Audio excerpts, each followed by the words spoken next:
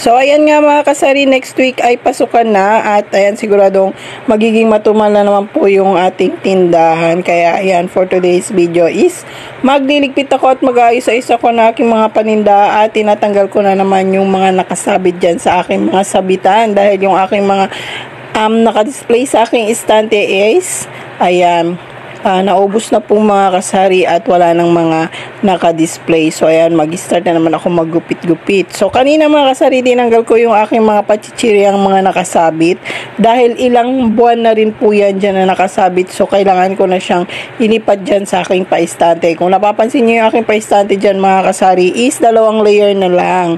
So hindi na ako mga kasari magbabalak na mamili ng aking mga pachichirya dahil napakatumal at ayan, kumukupas lang siya at kumukunat. So, pinapaubos ko lang yung mga nakadisplay ko dyan at yung mga nakasabit na mga pachichirya ko is tinanggal ko na, nilipat ko dyan sa aking paistante ng aking mga chichirya nang sa ganoon naman is makita ng mga customer ko na meron pa akong mga bentang mga chichirya. Yun na nga yung mga nakasabit ko. At meron din ako mga kasari na mga chichirya dyan sa aking paistante na yan. Tinanggal ko na mga kasari kasi feeling ko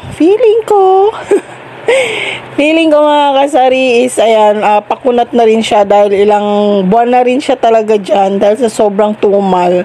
Ayan, napapabayaan na yung aking mga pachichirya. So, inaano ko na siya, talagang hinahanapan ko na siya ng pwesto para makita na aking mga customer at para maubos na rin. At yung aking istante naman dyan mga kasari, marami rin akong mga biskwit na kumupas, kumunat dahil naaanuan siya ng araw. Sa panahon kasi ngayon mga kasari is napakainit, kaya yung mga aking pabiskwit doon is kumunat siya at kumupas. So maraming mga biskwit ako na nalugi dahil dyan sa istante ko na yan. Pag nainitan, ayan, diretso dun sa aking mga pabiskwit. So, ang bala ko dun sa aking mga istante na yan, mga kasari, is lalagyan ko na lang na aking mga asukal. Pupunin ko na lang na aking mga asukal, harina, at mga cornstarch at asin. So, hindi na ako magtitinda ng aking mga biskwit dahil nga, ayan, kumukunat lang at kumukupas dahil yung mga tao dito, mga kasari, hindi na katulad dati talagang naghahanap ng mga pabiskwit at mga pachichiri. So ngayon hindi na ako magtitinda ng aking mga chichirya at ng aking mga biskwit. So ang bala ko na lang ngayon, ayan, yung mga mabili na lang talaga ang aking bibilin. Mangilan-ngilan na lang siguro yung aking pachichiri ang i-display dyan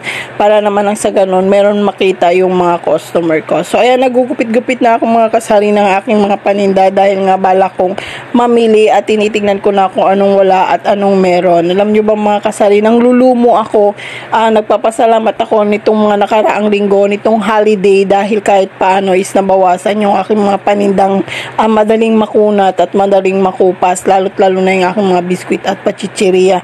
Yung aking mga candy nga mga kasari, sa sobrang init, ayun, nagme-melt sila at ayun, nag-aano sila, yung nagbabasa sila sa loob. Kaya ayan din paminsan, parang ayoko rin bumili ng maraming candy dahil ganun din ang nangyayari sa sobrang tumal at sa sobrang init. So ayan mga kasari yung in-update ko sa inyo for today's video. O siya, yan lang muna. Bye-bye!